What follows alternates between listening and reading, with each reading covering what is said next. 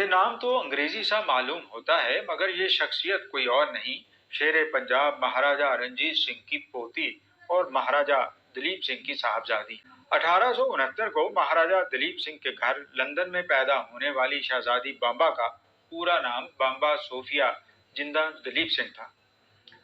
آپ سکھ سلطنت کے مہاراجا رنجیت سنگھ کی پوتی اور لاہور میں سکھ سلطنت کی وفات پانے والی آخری نشانی تھی۔ شہزادی بامبا کے والد مہاراجا دلیپ سنگھ سکھ سلطنت کے خاتمے کے بعد انگریزوں کی طرف سے لندن جلاوطن کر دیے گئے تھے، جہاں ان کی پرورش ایک مسیحی کے طور پر کی گئی۔ اپنی والدہ مہارانی جندہ کور کی وفات کے بعد جب وہ ان کی آخری رسومات ادا کر کے ہندوستان سے واپس برطانیہ جا رہے تھے تو راستے میں کچھ دن مصر میں ان کا قیام ہوا، جہاں قاہرہ کے ایک مشنری اسکول میں پڑھانے والی بامبا مولر سے شادی کی خواہش کا اظہار کیا۔ دلیپ سنگھ اپنے لیے ایک مسیحی مشرقی بیوی چاہتے تھے۔ بامبا کے ساتھ انہوں نے مصر کے شہر اسکندریہ میں برطانوی قونصل خانے میں چند گواہان کی موجودگی میں شادی کر لی اور برطانیہ منتقل ہو گئے۔ شہزادی بامبا کی پرورش اور ابتدائی تعلیم بھی مشنری اسکول میں ہوئی۔ 1887 میں پرنسس بامبا سدرلینڈ کی والدہ بامبا مولر گردوں کے عارضے میں مبتلا ہو کر انتقال کر گئی تو بامبا کی پرورش آرتھر اولیفنٹ، جس کے والد lieutenant colonel James Oliphant Duleep Singh کا گھڑ سوار بھی تھا، کے سپرد کر دی گئی۔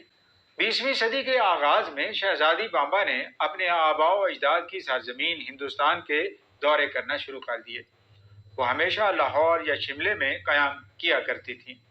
شہزادی بامبا کو لاہور اس قدر پسند آیا کہ انہوں نے 1915 میں انگلستان کو چھوڑ کر تنہا ہی لاہور کو اپنا مستقل مسکن بنا لیا۔ یہاں انہوں نے کنگ ایڈورڈ میڈیکل کالج کے principal doctor David Water Sutherland سے شادی کر لی۔ لاہور کے علاقے ماڈل ٹاؤن میں ایک گھر خریدا، جہاں سرخ گلابوں کا ایک وسیع باغ تیار کیا اور اس کا نام گلزار رکھا۔ انہوں نے مرنے سے پہلے وصیت کی کہ ان کی قبر پر سرخ گلاب رکھے جائیں۔ ڈاکٹر ڈیوڈ واٹر سدرلینڈ کی وفات کے بعد وہ تنہا رہ گئیں۔ انہوں نے لاہور سے بے پناہ محبت کے باعث ماڈل ٹاؤن میں ہی رہنے کا فیصلہ کیا۔ ان کا خیال تھا کہ وہ اس طرح اپنے مرحوم باپ دلیپ سنگھ کی روح کو کسی طور پر سکون پہنچا سکے گی۔ اس دوران ان کا علامہ محمد اقبال کے ساتھ بھی ملنا جلنا رہا۔ وہ شہزادی بامبا کی انتہائی عزت کرتے تھے۔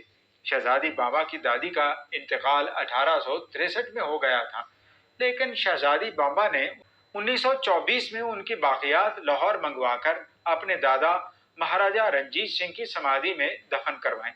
جولائی 1946 کو بامبا نے رنجیت سنگھ کی اولاد کا ایک حقیقی وارث ہونے کے ناطے اپنے وکیل Raghbir Singh advocate federal court of India کی وساطت سے اپنی پنجاب کی سلطنت کا مطالبہ کرتے ہوئے ایک خط UNO کو بھجوایا، لیکن اس کا کوئی بھی خاطر خواہ جواب نہ دیا گیا۔ تقسیم کے وقت شہزادی بامبا انگلینڈ، ہندوستان اور دنیا کے کسی بھی دوسرے ملک میں رہنے کا حق رکھتی تھی، لیکن انہوں نے اپنے دادا کی سلطنت پنجاب کے دارالحکومت لاہور کی ہر چیز پر ترجیح دی۔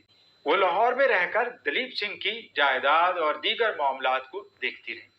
شہزادی بامبا کو آرٹ سے گہرا لگاؤ تھا اور جب ان کا انتقال ہوا ان کے پاس بیش قیمت پینٹنگز کا پورا خزانہ موجود تھا، جو ان کی وصیت کے مطابق ان کے خاص ملازم پیر کریم بخش چھپرا کے سپرد کیا گیا۔